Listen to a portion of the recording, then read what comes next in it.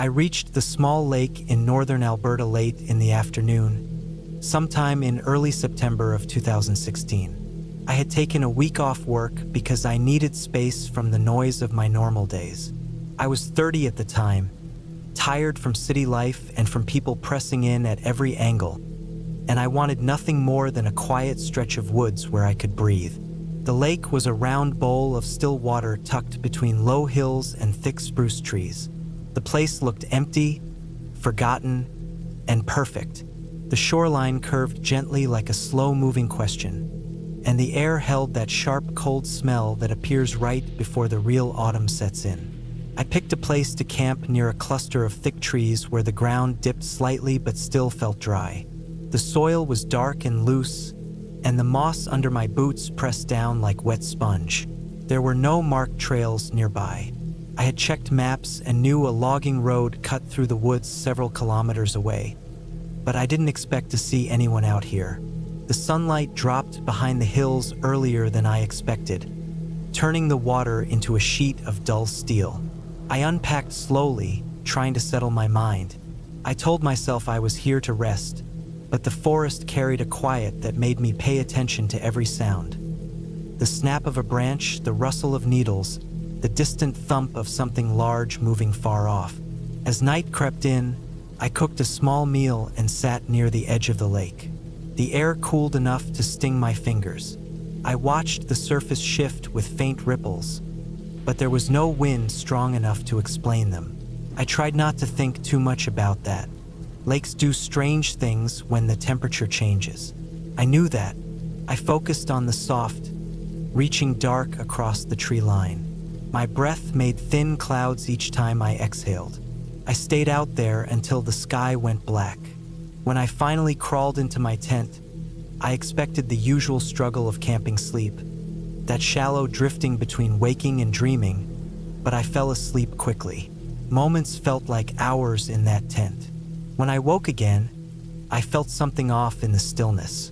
It was the kind of quiet that doesn't belong in nature. There was no rustling, no birds, no insects buzzing. It felt as if the world outside had paused. I lay still, trying to figure out what had disturbed me. Then I felt the vibration. It ran through the ground underneath me, faint but steady, as if someone stepped heavily nearby. I opened my eyes fully and held my breath. I stared at the ceiling of the tent, waiting. The vibration stopped. My heartbeat slowed but didn't return to normal. I sat up slowly and listened. Another sound reached me. It wasn't a step this time. It was the soft drag of something being pulled across the ground.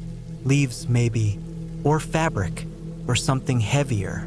The dragging paused, then started again, coming from deeper in the trees behind my tent. I felt the air inside my chest harden.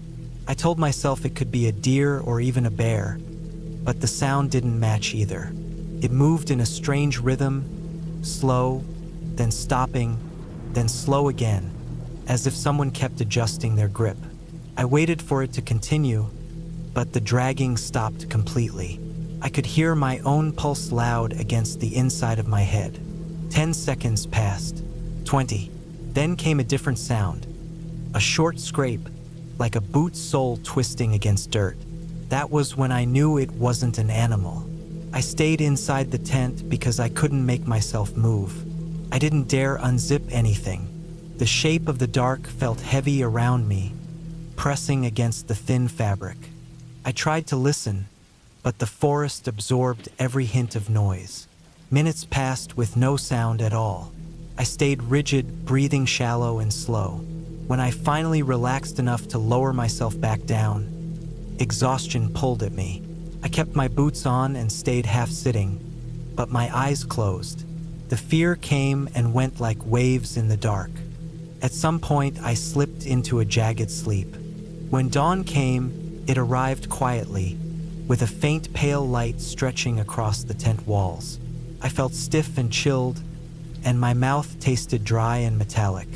I unzipped the tent and crawled out, expecting to see everything as I had left it. But the first thing I noticed was the indentation in the soil behind my tent. The ground showed a long, curved mark, as if something heavy had been dragged through the dirt. The imprint ran between two trees and disappeared into the deeper woods. The moss there was pressed flat, broken in some places. I studied the trail but didn't see footprints. That almost made it worse. I checked my campsite carefully. My pack was still in place. Nothing had been taken. My food storage was still tied high between the branches. Everything looked untouched except for that long drag mark. I wanted to believe it was left by a fallen branch, but nothing nearby looked freshly broken or moved. The more I tried to force a harmless explanation, the more wrong it all felt. I decided to leave earlier than planned. I packed with shaking hands, checking behind me every few seconds. The morning felt tense. Even the air seemed too still. I kept scanning the trees, waiting for any hint of movement, but the forest held its silence as if watching me. Before I left, I walked a few steps toward the tree line where the mark disappeared. I didn't go far. I didn't want to. There, halfway between two spruces, I saw something that pulled the breath out of my lungs. Hanging on a low branch was a piece of torn fabric. Dark green, frayed at the edges, stiff with dirt. I reached out and touched it. The fabric was thick, like part of a coat. It was not mine. I dropped it instantly and turned back toward the lake. Every sense in my body pushed me to leave fast. I slung my pack over my shoulders and started the hike back toward the dirt path that led to my car. The forest felt different now. Every shadow carried weight. Every snapped twig under my boots sounded too loud. My nerves kept jumping, expecting a shape to appear behind me. It took longer than I wanted to reach the old path. My legs kept trying to rush, but I forced myself not to run. Running felt like the worst thing I could do, as if speed might wake something that was choosing to stay hidden. When I finally saw the edge of the clearing where my car was parked, relief hit like a cold rush. But that relief didn't last. As I stepped out into the clearing, I noticed the dirt near the back of the car was disturbed. The tracks weren't sharp enough to read, but something had moved around the vehicle during the night. The soil was pushed inward in a rough arc, as if someone had walked or turned there repeatedly. I got inside the car, locked the doors immediately, and sat still for a moment. My hands shook so hard I had to hold them against my legs. I started the engine, reversed, and drove out of that forest without looking back. When I reached the highway, I pulled over and sat for a long time. The forest no longer surrounded me, but the feeling stayed. It stayed for days. Every quiet room felt too quiet. Every unexpected sound at night made me freeze the way I froze inside that tent. I never reported anything. I didn't know what I would even say.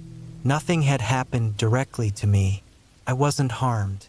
But something or someone had moved through those trees in the dark, dragging something heavy, stopping near my tent, walking around my car. The marks, the torn fabric, the silence of the forest, the strange pattern of movement, they were all real. I never camped alone again after that. Something about that trip revealed a kind of darkness that doesn't need ghosts or legends. It lives in real people who move quietly through empty places, doing things that don't need witnesses. And it reminded me how thin the barrier is between safety and danger when you sleep under the open sky. I still think about that night whenever I pack for any trip. I think about how the ground shook with that slow vibration. I think about the scraping sound.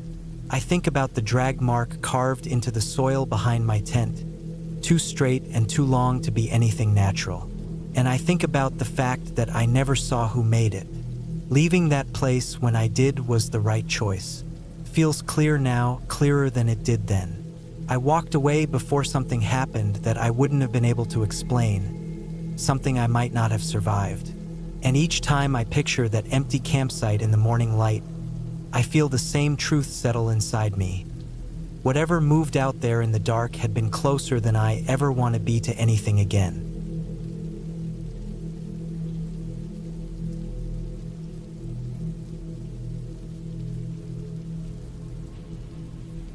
I went camping alone in the fall of 2019 near a remote stretch of woodland in northern Alberta.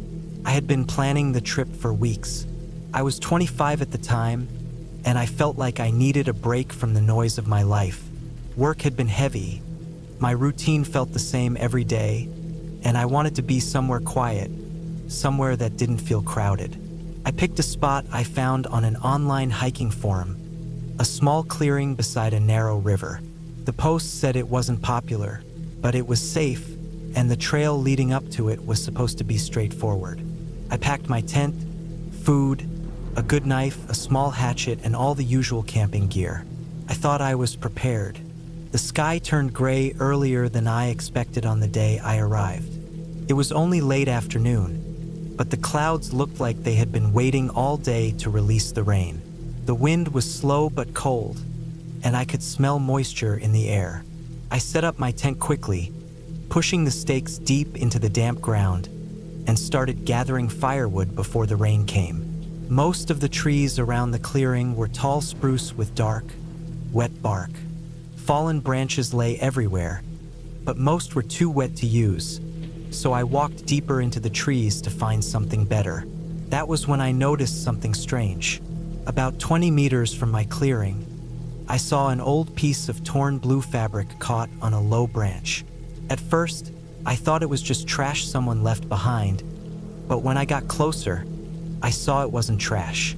It looked like part of a jacket sleeve. It was ripped unevenly, with the edges frayed as if someone had pulled hard on it.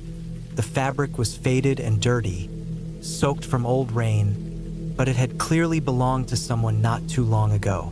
I felt a tight feeling in my stomach. I looked around the trees for more signs of people, but I didn't see anything else. The forest was silent except for the wind brushing through the branches. I tried to ignore the uneasy feeling and went back to camp with the wood I found. By the time I got a small fire going, the rain finally started. It wasn't heavy at first. It came down lightly, almost like mist, but it grew stronger each minute until it turned into a steady downpour. The fire struggled, crackling weakly, so I placed a metal sheet above it to give it some cover. I ate a quick meal, sitting under the tarp I set up between two trees.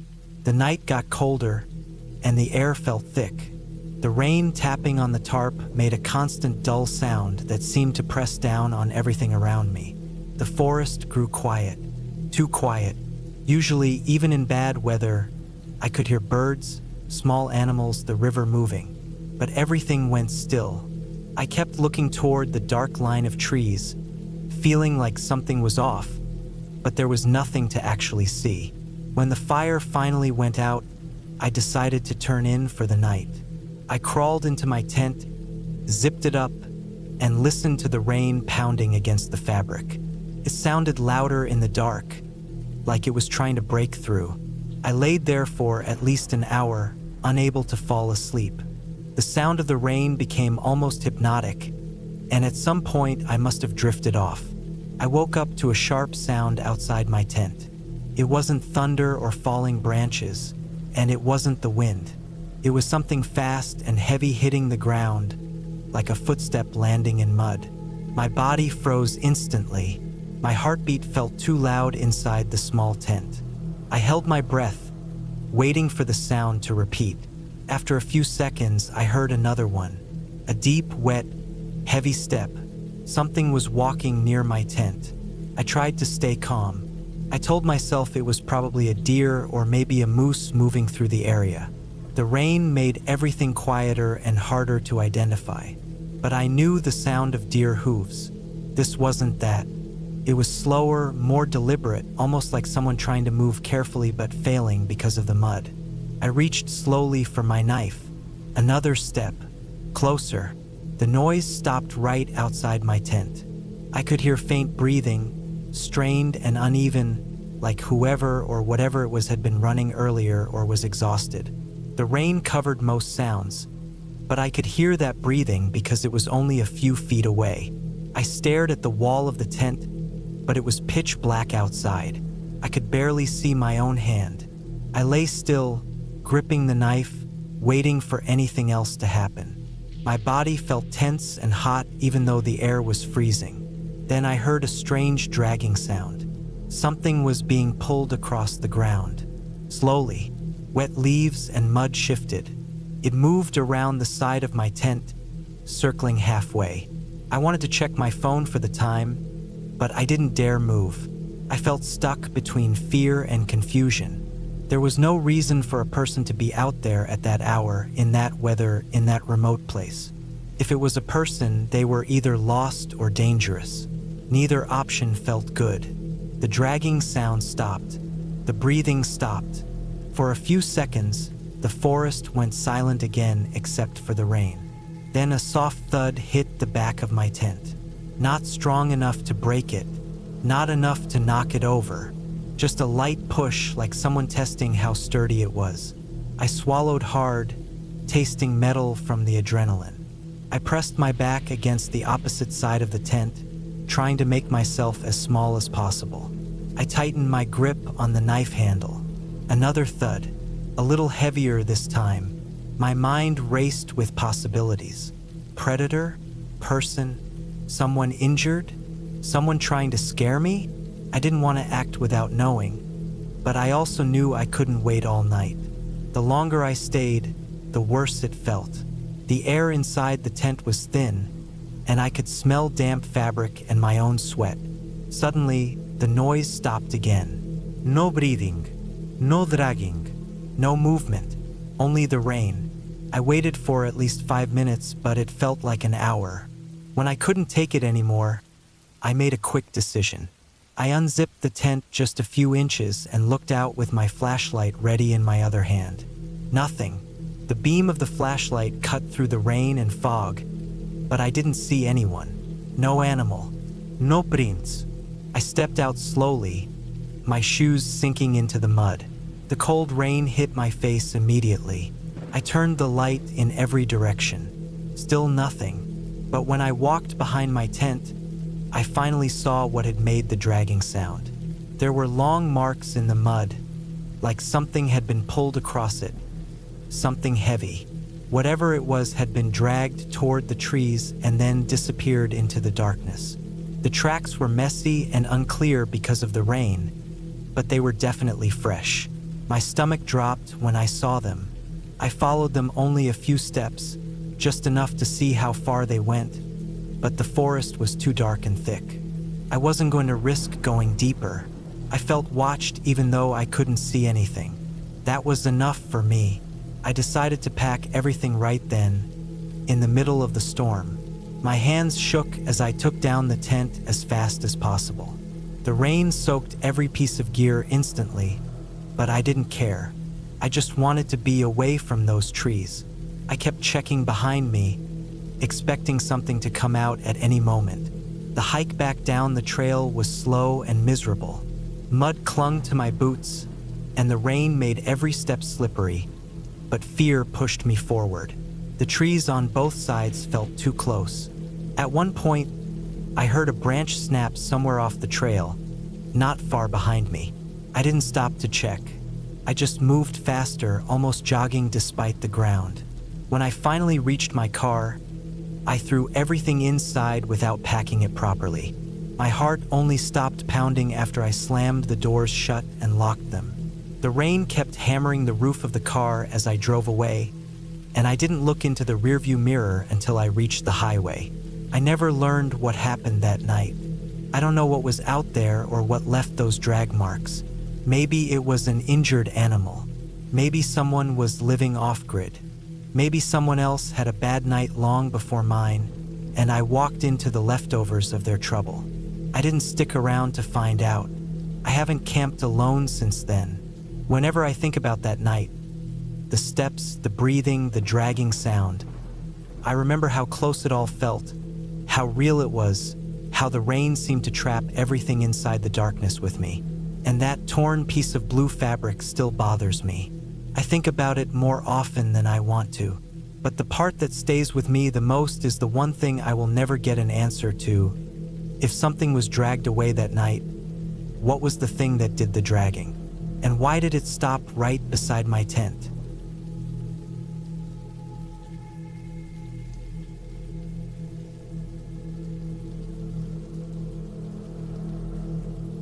I was 31 the year I decided to spend a week alone in the northern part of Colorado, far from the usual tourist trails.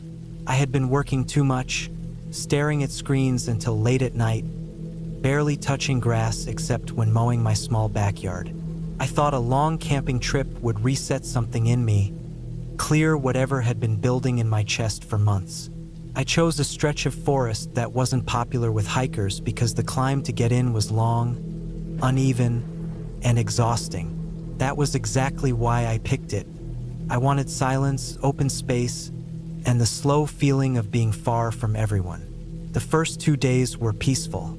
I walked aimlessly, stopping every few hours to sit on fallen logs or kneel by cold streams.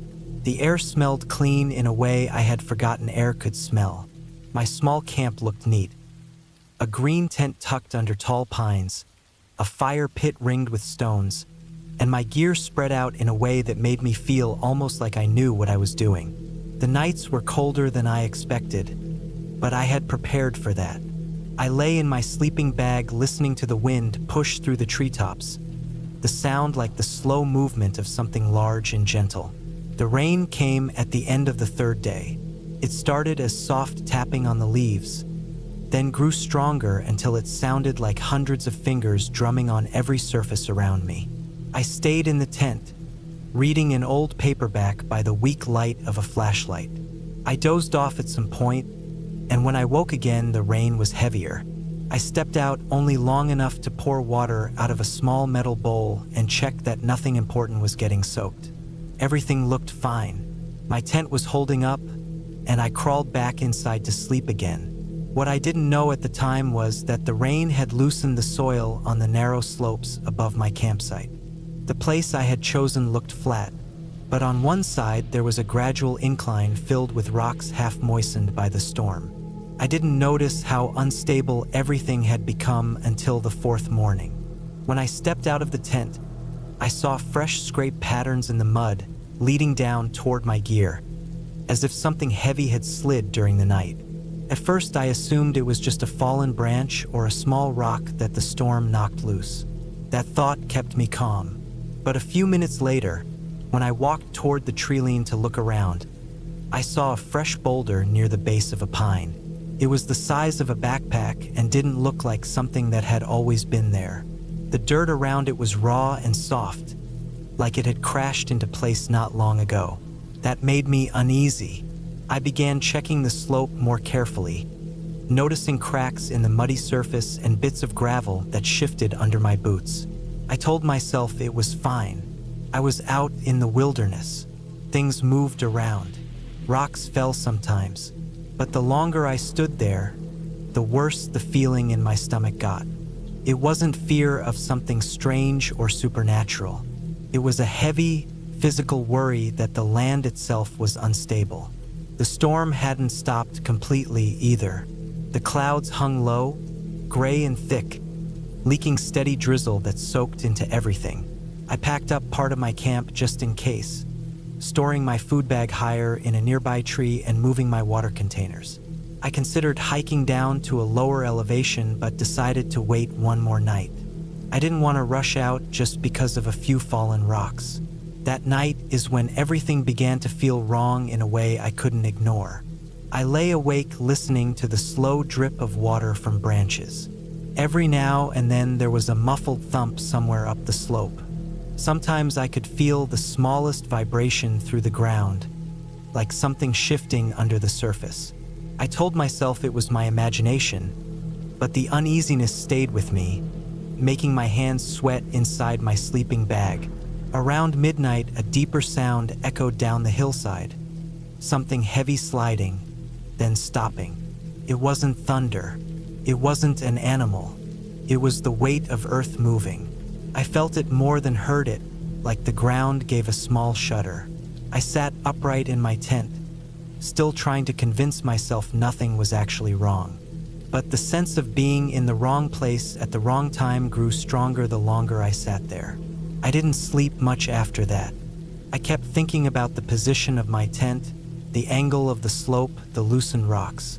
I pictured what would happen if a large section of the soaked hillside gave way. I tried to push the thought away, but it kept coming back. When morning finally arrived, the sky was still dark, the drizzle steadier. My tent smelled like wet fabric and mud. As I stepped out, I heard a dull crack somewhere above. I froze. Another small section of dirt slid down, carrying tiny stones with it. They hit the ground near my camp with soft thumps. My heartbeat felt louder than the rain. That was when I decided to leave immediately. I started packing fast, rolling up the sleeping bag, shoving loose items into the backpack without caring much about order. My clothes were soaked quickly, but I didn't care. I needed to get off that slope. But nature wasn't going to wait for me. While I was tightening the straps on my pack, a louder cracking sound echoed from the top of the incline. It was sharp, like a tree root snapping, followed by a deep rumbling. I turned and saw the soil lifting and shifting in slow motion. Rocks rolled out from under the wet earth like they were being pushed by an invisible force. I didn't think. I just ran. I sprinted toward the trail I had used to reach the site, my boots sinking in the wet mud, my breath tearing at my lungs. Behind me, I heard the sudden roar of movement, earth and rocks sliding as one mass. I didn't look back. I just pushed my legs harder, stumbling over exposed roots and sharp stones. Rain hit my face in cold bursts as the ground shook again. The sound behind me grew heavier, like 100 heavy bags being dragged downhill. I veered off the main slope toward a cluster of thick trees. Their roots formed natural anchors in the soil, and I hoped they would offer more stability. I slipped, caught myself, and kept running until the rumbling slowly faded. When I finally stopped, I was out of breath and shaking, leaning against a tree trunk that felt solid enough to trust. I listened. No more sliding earth, no more cracking roots, just rain and my own heartbeat. I forced myself to walk back up a few yards, just enough to see what had happened, but not enough to put myself in danger. A wide scar cut across the slope where my campsite had been. The entire patch of earth where I had placed my tent had collapsed into a messy pile of mud, broken branches, and scattered rocks. My tent was crushed under the debris. If I had stayed inside even a few minutes longer, I would have been buried. I stood there for a long time, breathing hard, feeling the cold rain soak through all my layers. I didn't feel lucky. I felt small, stupid, and shaken. Nature had made its point very clearly. I turned away from the destroyed campsite and began the slow, muddy walk back toward the long trail that led to my car. Every step felt heavier than the last, not from exhaustion but from the understanding of how close everything had been. By the time I reached the trailhead hours later, I looked like I had crawled out of a river. My clothes were soaked, my pack covered in mud, my legs trembling. I sat in the car for several minutes before turning the engine on, staring through the windshield at the gray forest. The rain tapped lightly on the roof, the same sound that had lulled me to sleep just days before. That night, in a cheap motel several towns away, I finally let myself think about how easily things could have ended. There was nothing mysterious about it. No strange creature, no ghost, no hidden threat in the dark. It was just the land, the weight of water, and my own choice to camp in a spot that looked safe but wasn't. Nature didn't care about my plans or my search for peace. It only followed its own rules. The next morning, when the sun finally came out, I stared at the clear sky from the parking lot, breathing in dry air. I knew I would camp again someday, but I also knew I wouldn't forget what happened on that slope. I had seen how quiet danger could be, how easily a peaceful place could shift into something deadly. It was a simple lesson, but a sharp one. Sometimes the scariest thing out there isn't something mysterious at all. Sometimes it's the ground under your feet, waiting for the right moment to move.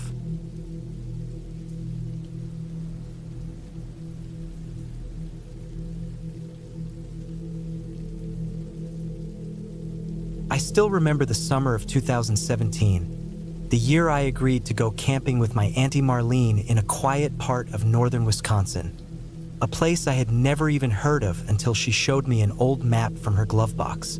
I was 24 back then, living on cheap food and unstable jobs, and I saw the trip as a chance to escape the noise of the city and enjoy a few days of fresh air. My auntie was always the kind of person who liked the outdoors. She loved lakes, dirt trails, and long drives on empty roads. I trusted her judgment, so I packed my things and joined her for what I thought would be a simple camping trip. The drive took almost 7 hours, long enough that the trees changed color tone and the roads thinned out until it felt like nobody else lived anywhere nearby. The last 2 hours were spent on a narrow road that twisted through deep forest. The tall pines on both sides blocked the sun, and the deeper we went, the more quiet the world became. Even the radio cut out, leaving us with only the dull hum of the car engine. I didn't know it then, but that strange quietness would stay in my mind for years. We reached the campground near evening. It wasn't a real campground with signs or other people. It was just a clearing that my auntie said she found years ago during a long drive. The grass grew high, the dirt was dry and cracked in places, and a narrow stream ran along the south edge of the clearing. I stepped out of the car and felt the smell of damp earth mixed with pine needles. The temperature dropped quickly that evening, enough to make my fingers sting as I helped set up the tent. Everything looked peaceful, almost too peaceful. There were no sounds of other campers, no cars, no animals except the occasional rustling of leaves. When night came, the darkness swallowed the whole place. My auntie lit a small fire, and the flickering light made long shadows stretch across the clearing. We sat quietly, listening to the crackling wood and the distant sound of water running over rocks. I remember thinking that the world felt deserted, almost abandoned. The first night passed without anything strange. I didn't sleep well, mostly because the ground was uneven and the air felt colder than I expected. But nothing happened. No footsteps, no weird noises, just wind in the trees. The second day started early. The sun filtered through the tent, waking me up with a warm glow. I stepped outside and saw my auntie boiling water on a small camp stove. The air smelled like wet leaves from the morning dew. I decided to walk a little around the clearing while she prepared breakfast. I moved slowly, taking in the quiet beauty of the forest. The stream looked clearer in the daylight, and the path beside it was lined with small stones that looked like they had been there for decades. After breakfast, we hiked deeper into the woods. We followed a faint trail that looked like it was used once many years ago. The trees grew closer together the farther we walked, and the air became thicker. I kept noticing how still everything felt. No birds, no insects buzzing close to my ears, no signs of wildlife. It was strange, but I didn't say anything. I just kept walking beside my auntie, trying to enjoy the quiet. When we returned to camp later in the afternoon, the sky was already getting cloudy. It looked like a storm might roll in, and the wind picked up just enough to make the tent walls shiver. We spent the evening staying close to the fire as the sky darkened. The wind had a way of shifting through the trees that made the whole forest sound like it was breathing. That night, I woke up around 2 in the morning. I didn't know why. The tent was cold, and the forest outside was silent. Not calm silent, a kind of silence that felt wrong. I couldn't even hear the stream. I lay still for a few minutes trying to fall asleep again, but something felt off. Something in my chest felt tight, like a warning my body understood before my mind did. I stepped outside the tent carefully. The air was colder than before, cold enough to sting my nose. The fire had burned down to faint glowing pieces, barely enough to light the clearing. I looked around slowly, trying to understand what had woken me. There was nothing, only the deep black of the trees around us. But then I smelled it. A thick, heavy smell that didn't belong in nature. It was the kind of smell that clings to your skin the moment it hits your nose. A smell of rot, of something old and dead. It came from somewhere past the stream. I felt my stomach twist as the wind carried more of it toward me. I didn't wake my auntie. I didn't say a word. I just followed the smell with slow steps, pushing myself forward even though every instinct told me to turn back. The moonlight slipped through the tree branches, giving me just enough light to see where I was stepping. My feet sank into soft mud near the stream, and the cold water ran over my shoes. The smell grew stronger the farther I went. It wasn't just strong, it was thick, like the air itself was soaked in decay. I moved through a narrow gap in the trees, brushing branches out of the way. Then I saw it. At first, I didn't understand what I was looking at. It looked like a pile of dark clothing thrown onto the ground. But as I moved closer, the shape became clearer. A human body lay on the forest floor, half hidden under branches and leaves. The skin was pale and bloated in some places. The arms rested at odd angles, too stiff and too still to belong to anyone alive. The body looked like it had been there for days, maybe longer. The smell was overpowering. My heart started pounding so hard I could hear it in my ears. My legs felt weak, but I forced myself to step closer. I didn't want to look, but I couldn't turn away. The body had no shoes. The clothes were old, dirty, and torn in several places. I didn't see any marks of animals. It looked like the person had died there, alone, without anyone knowing. A cold shiver ran down my spine. I wanted to shout for my auntie, but the forest felt too thick with danger. I didn't know who this person was. I didn't know how they died. The worst part was how fresh everything felt. Like whoever left the body there could still be somewhere close. I backed away slowly, trying not to make noise. Every step felt loud. Every branch that snapped under my shoe made my heart jump. When I finally reached the clearing, my hands were shaking so badly I couldn't zip the tent properly. I stayed awake the rest of the night, sitting inside the tent with my eyes wide open, listening for any sound. At sunrise, I told my auntie what I found. My voice shook the whole time. We packed our things quickly, not even bothering to fold the tent neatly. The forest felt different in the morning light, open, exposed, unsafe. We drove to the nearest tiny town and found a police station. The officer listened, wrote down details, and called for someone to investigate. Days later, they contacted my auntie. The body belonged to a missing hiker who disappeared months earlier. They said he probably got lost and died from exposure. They didn't say why he was so deep in the woods. They didn't explain the torn clothes or the strange quietness around the area. They didn't tell us if someone else had been there with him. I still think about that night sometimes. The silent forest, the thick smell of rot, the shape of the body in the moonlight. I think about how close we were camping to that place, how the dead man had been lying there while we sat by the fire, unaware. But the clearest part of all is the moment we left. The moment we drove away from that hidden clearing. I watched the trees blur past the window, and for the first time in my life, I felt real relief just from distance, knowing we were getting farther from that forest, farther from the lonely body hidden in the dark, and farther from the silent place that swallowed every sound and left nothing alive around it. I never camped with my auntie again after that, and no matter how many years pass, I will never forget how that forest felt, and how close death was without us even knowing. I knew then, without any doubt, that nature isn't always peaceful. Sometimes it hides things, sometimes it keeps them quiet, and sometimes you only survive because you walk away at the right moment.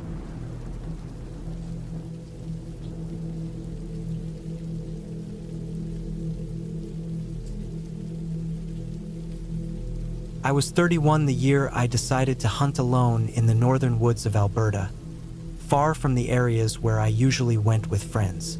I had taken trips with groups plenty of times, but something about that late autumn in 2022 made me want distance, quiet, and a place where my mind could settle.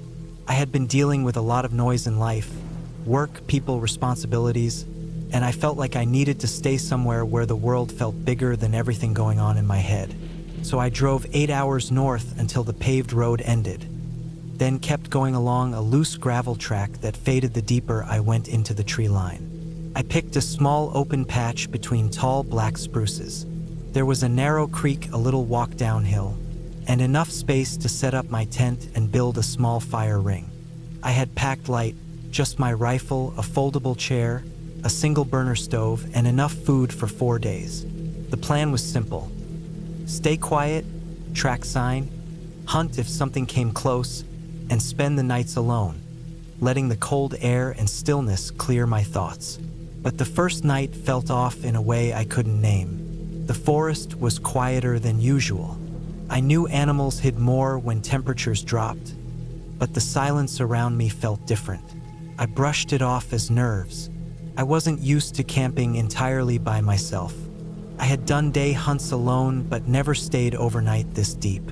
As the sky dimmed, I kept noticing slow movements far out between the tree trunks, like something pacing in the distance. Not walking toward me, just moving left, then disappearing, then showing again somewhere else.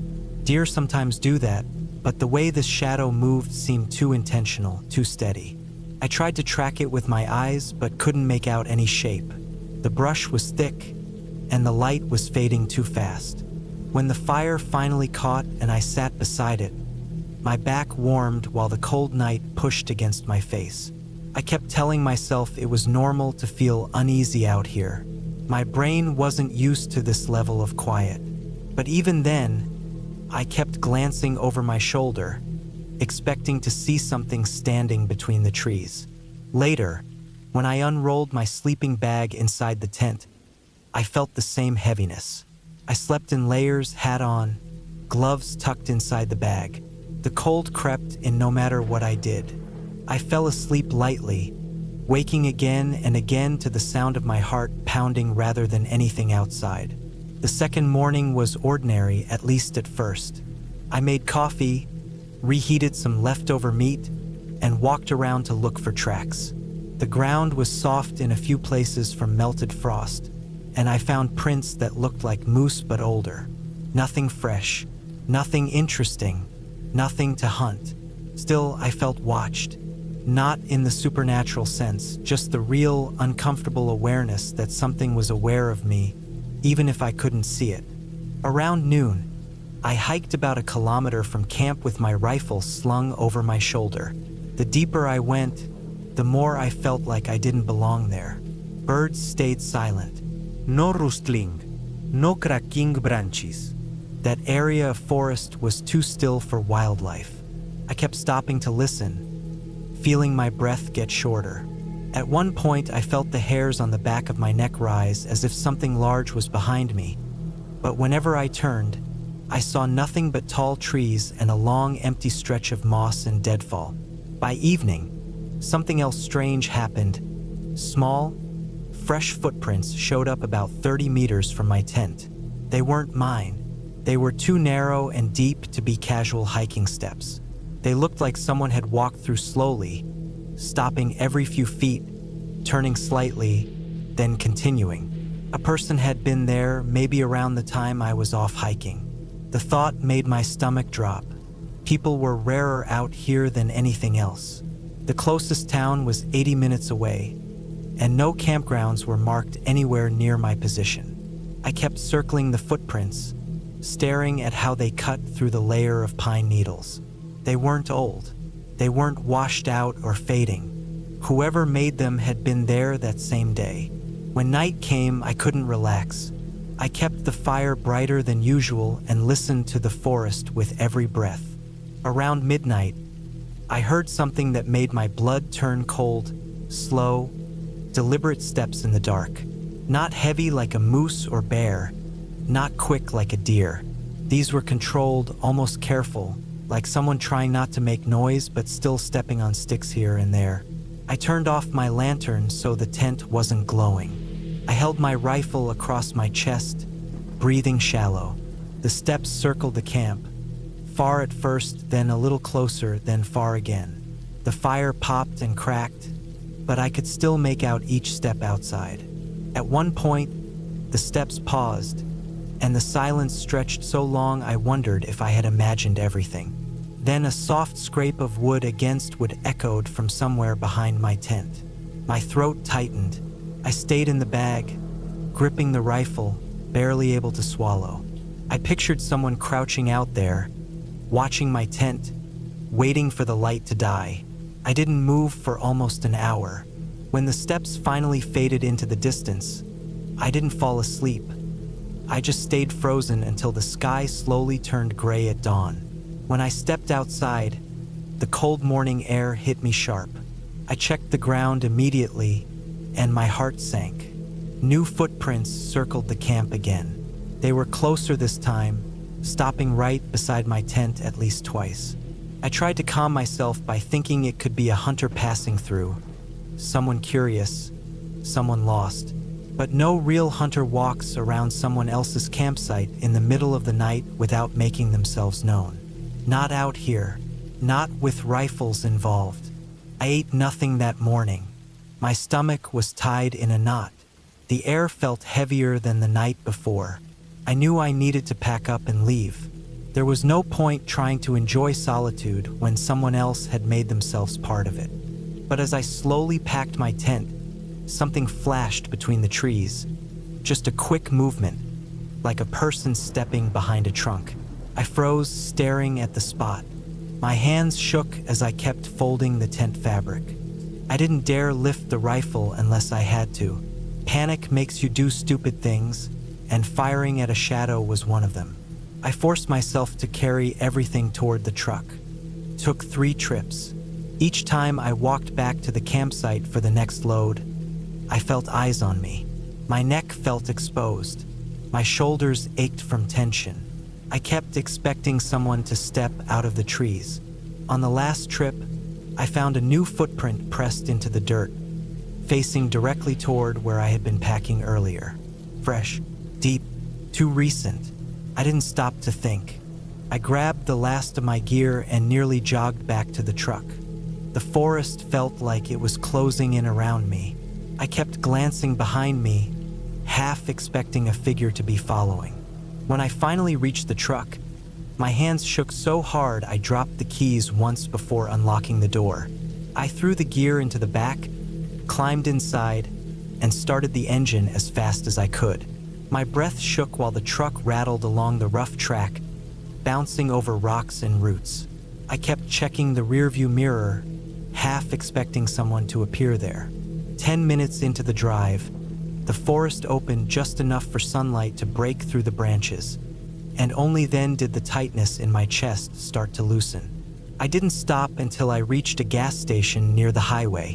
When I stepped out, my legs were stiff, and my knees felt weak.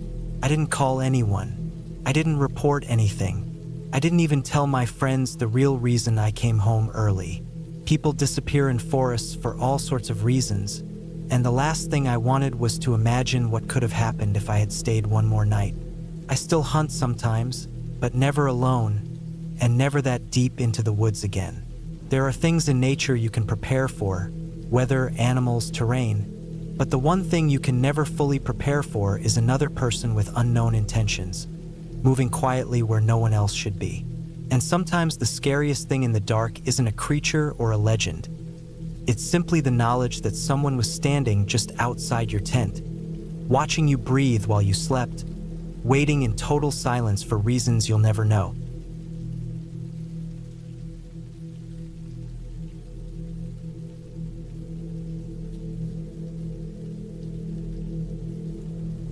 I was 28 that summer in 2019, and I had saved enough money to take a short trip through southeastern France, mostly to photograph old stone villages and quiet hillsides. I didn't plan on camping at first, but after a few days I felt tired of crowded hostels and noisy streets. So I bought a cheap tent from a sports store in Grenoble and took a bus toward a more remote part of the countryside near the Vercors Mountains. I chose a spot that wasn't part of any official campsite. It was hidden a bit deeper into the woods, away from the main hiking path, surrounded by thin pine trees that let in streaks of late afternoon light. The ground was uneven but soft, covered in dry needles that cracked slightly under my boots. I liked how calm the air felt there, with only soft gusts coming through the branches once in a while. I set up the tent slowly, trying not to rush, making sure every corner was tight. I boiled some water on my small stove, ate pasta with canned meat, and walked around to stretch my legs. The forest had a strange stillness around that time of day. It wasn't silent, because I could hear insects and distant birds, but it felt like the deeper part of the woods was watching me settle in. The shadows between the trees were long, thin, and almost blue. As I looked around, I noticed a small opening about 50 meters away, almost like a natural corridor between thicker trees. It looked like something had been walking through there a lot. The ground in that direction was stamped down, the grass bent in a consistent line. I assumed hikers used it, or maybe animals. It didn't bother me, but for some reason I kept glancing at it while preparing my sleeping bag. It had a strange pull to it, as if it led somewhere people didn't go very often. By the time the sun slid down behind the hills, the temperature dropped fast. My breath didn't fog, but the cold air felt sharp in my nose. I zipped myself into the tent and lay on top of the sleeping bag for a while, trying to get comfortable.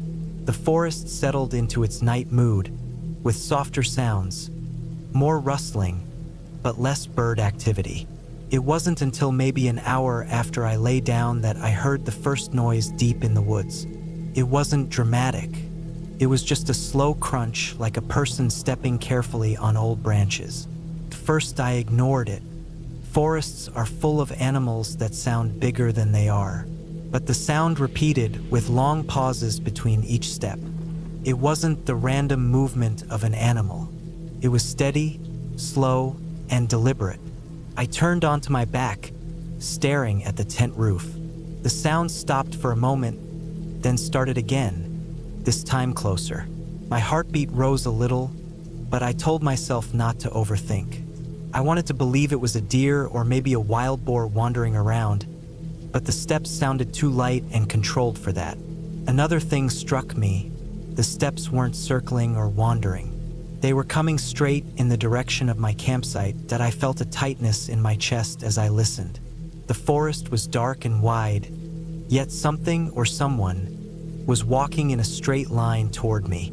I slowly unzipped my sleeping bag so I could sit up if I needed to.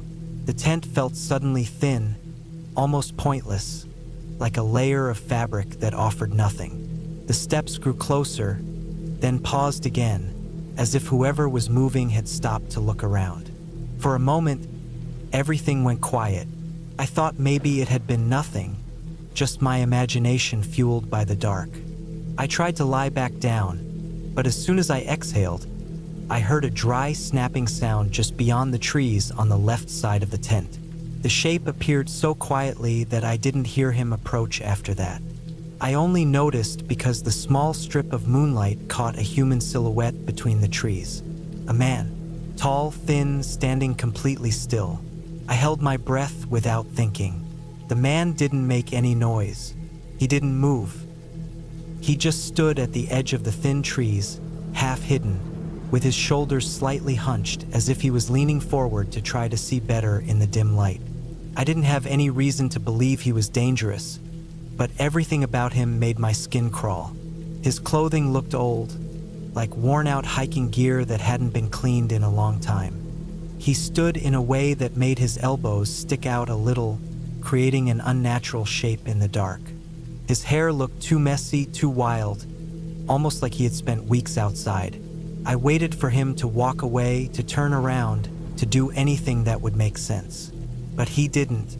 He just stood there watching my tent. I stayed frozen for several minutes. My throat felt dry, and every breath I took was slow and quiet. When he finally moved, it wasn't to leave. He took one step closer, then another, each one slow, careful, like he didn't want to make noise. I felt my skin prickle, and a heavy sense of danger settled in my stomach. I reached quietly toward the small knife I kept near my backpack, even though I knew it wouldn't help much. The man stopped again only a few meters from the tent. I wasn't sure if he could see me through the thin fabric or if he was just looking at the tent itself. He tilted his head slightly, almost as if he was studying something. Then he crouched. That made it worse somehow. The movement was slow, controlled, and too intentional. He stayed in a low crouch, staring. I felt a wave of fear run through my whole body. My hands trembled slightly as I held the knife close to my chest. I kept trying to breathe quietly, but I could hear my heartbeat in my ears. He didn't speak. He didn't call out. He didn't try to open the tent.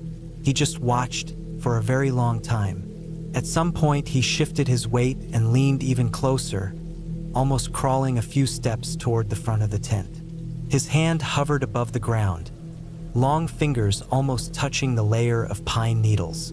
I pressed myself against the back of the tent, trying to stay out of the area he was facing, feeling trapped in a soft, flimsy prison. Minutes dragged by in silence, broken only by the faint wind moving through the branches.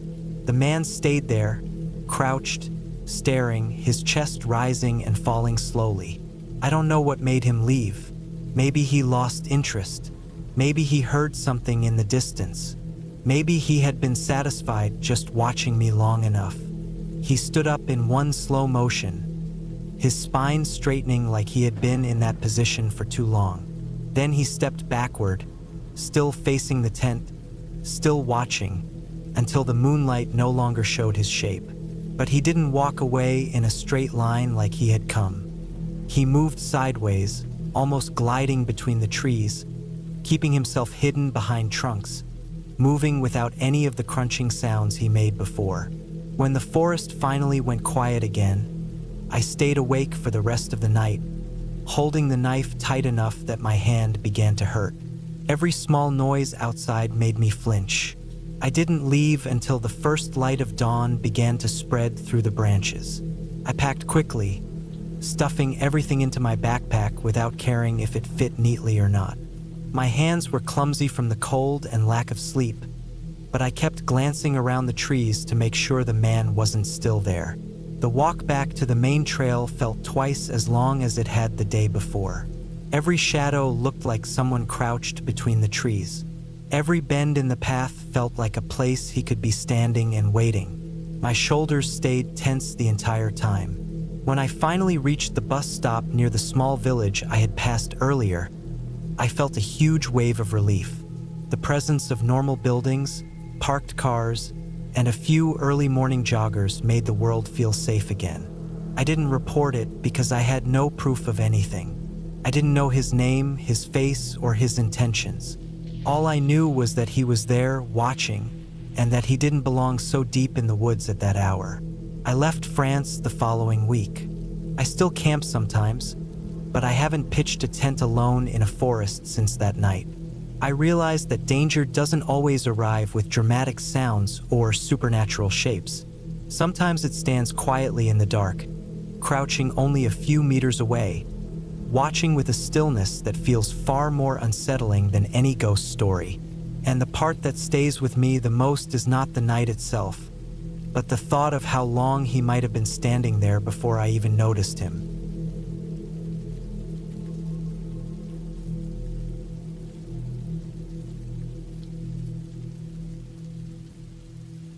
I was 24 when I took a solo camping trip into a remote part of northern Arizona in the summer of 2019. I had been traveling around the Southwest for a few weeks, photographing empty desert roads and quiet canyons, and I wanted a night alone far from the noise of towns and highways. I picked a place just off a forgotten dirt track near the edge of the Coconino National Forest. The land was wide and open at first, then turned into thick groups of pines that grew darker the farther I walked in. It felt empty, untouched, and for most of the afternoon I felt comfortable there. The air smelled like dust and warm sap. The sun was sharp enough to make everything shimmer. I set my small tent near a cluster of trees that offered some shade, and I took my time gathering firewood, checking the ground for flatness, and making sure nothing felt out of place. It all felt normal, quiet, no Traios, no Footprints, no Trash. That usually meant a good spot for a peaceful night. By early evening, the temperature dropped a little. The sky turned a softer orange, and everything around me felt far away from real life. I cooked a simple meal, listened to the wind move through the tops of the pines, and looked forward to a night that would hopefully be calm and uneventful. I didn't expect anything strange. I didn't feel watched. Nothing felt wrong yet. It wasn't until the sun completely slipped away and a colder wind started moving through the trees that things changed. I had finished putting out the fire properly, spreading the coals and pouring water on the hot rocks. I did everything I normally do on camping trips. But when I stepped back toward my tent, I noticed something odd in the dark line of trees to the east. A shape. At first I thought it was an animal, maybe a deer or an elk moving between the trunks. It stood still though, too still, with a shape that didn't match anything I could easily explain. Its outline was narrow, long, and something about it made my brain pause. I told myself it was a trick of the dark. Maybe a tree stump that my eyes twisted into something else. I had heard people talk about skinwalkers in these areas before, mostly online or in stories passed around campfires, but I didn't believe in supernatural creatures. Still, the shape made me uncomfortable for a reason I couldn't name. I walked a little closer to my tent and turned on my headlamp. The bright beam cut across the pines and caught fragments of light between branches, but the shape was gone now. I didn't hear any footsteps or breaking branches. It was simply gone, like it had never been there. I tried to push the thought aside. I climbed into my tent, zipped it shut, and laid on my sleeping pad. I told myself it was nothing, just shadows and imagination mixing badly. The ground was cool. The night air was thin but fresh, and the quiet around me was steady enough that I started to doze off. But sometime around midnight, I woke up to the sound of something moving just beyond the thin nylon wall of my tent. It wasn't the usual rustling of an animal. It was slow, heavy in places, light in others, like someone shifting their weight carefully, trying not to make noise but failing just a little. My eyes snapped open and my heart started beating fast. I stayed still. I listened. The sound wasn't constant. It would move for a few seconds, stop, then start again. Not circling, more like pacing. I kept telling myself it was probably a deer that got curious. But the steps sounded more deliberate and slower than deer usually sound. Then something pressed lightly against the side of my tent. Just a small pressure, but enough to make the fabric shift inward. I felt my whole body freeze. I didn't move a finger. I didn't breathe. I kept my eyes open in the dark even though I couldn't see anything. The pressure disappeared after a second, and I heard the soft crunch of dirt as whatever it was stepped away from the tent. I lay there for what felt like an hour, barely moving, listening for every sound outside. The pacing returned, farther away this time, like it was wandering around my camp slowly. My hands were sweating. My throat was dry. The idea of unzipping the tent and shining my flashlight out there made my chest tighten. I didn't want to see anything. Eventually, the steps faded. After a while, I convinced myself it was gone. I stayed awake though. My mind kept replaying the shape I thought I had seen earlier. The unmoving outline between the trees. The silent disappearance. I didn't believe in supernatural things, but I knew enough about remote places to worry more about real people. The kind who wander alone for reasons that aren't normal. Around 3 in the morning, I heard something again. Not steps this time. A sound like breathing. Slow, unsteady breathing. It came from the same side of the tent where the pressure had been earlier. I forced myself not to panic, but my heart felt like it was pushing up into my throat. The breathing grew louder for a few seconds, then stopped. Silence. Then I heard a faint scrape, like fingers or nails brushing across fabric. Not hard enough to tear it, just enough to feel intentional. I fought every instinct telling me to bolt out of the tent and run into the dark. Running blindly through the woods would make everything worse. After the scraping ended, There was nothing. No movement, no breathing, no footsteps. Just quiet. I waited, listening so hard my ears hurt. Minutes passed, maybe more. At some point, exhaustion took over, and I must have drifted into a half-sleep filled with shallow breathing and quick wake-ups. When I finally opened my eyes fully again, faint blue morning light was leaking into the tent. For a moment I felt relief, but it disappeared when I stepped outside. Near the trees where I had seen the shape the day before, the ground had fresh footprints. They weren't animal tracks. They were bare human footprints. The heels were deep, like whoever made them had been standing still for a long time. The toes pointed straight toward my tent. There were others too, prints that circled around my camp, some only a few meters from where I slept.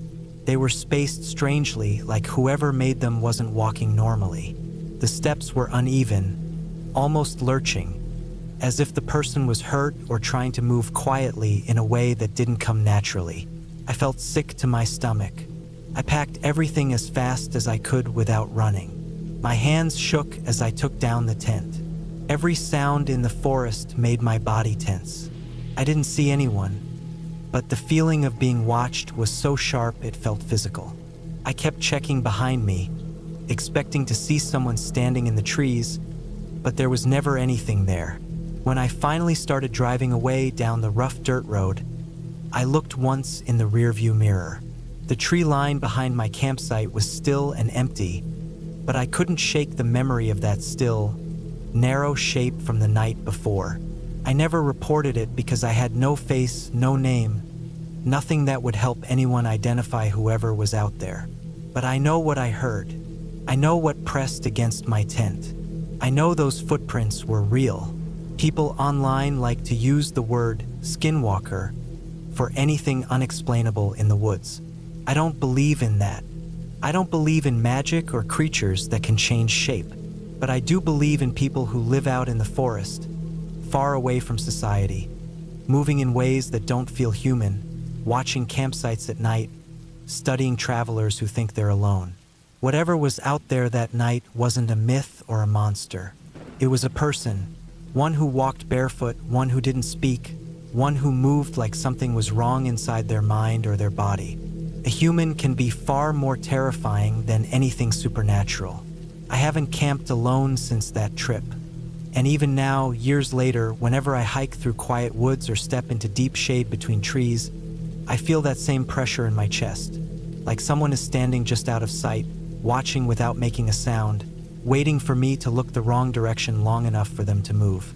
And I remind myself, you don't need a creature from a story to be afraid. A single person in the wrong place at the wrong time with the wrong intentions is more than enough.